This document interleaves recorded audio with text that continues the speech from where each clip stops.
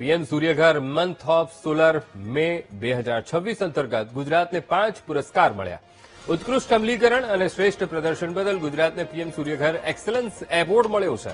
Category બીના રાજ્યોની 4 શ્રેણીમાં ગુજરાત પ્રથમ ક્રમે આવ્યું. દિલ્હીના અટલ અક્ષય ઉર્જા ભવન ખાતે યોજાયેલા રાષ્ટ્રીય સમારોહમાં પુરસ્કાર એનાયત કરાયો. કેન્દ્રીય મંત્રી પ્રહલાદ જોશીના હસ્તે આઈએએસ શાલિની અગ્રવાલે પુરસ્કાર સ્વીકાર્યા.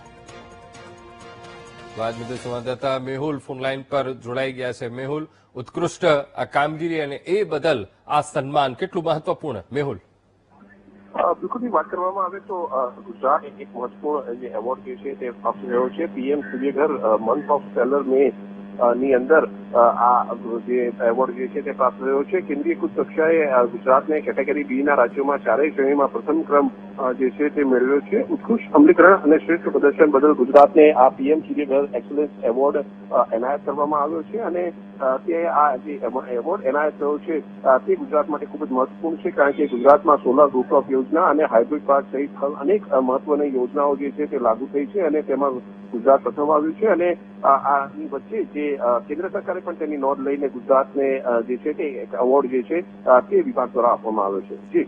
જી બિલકુલ મેહુલ, સમગ્ર માહિતી સાથે જોડાવા બદલ આપનો આભાર.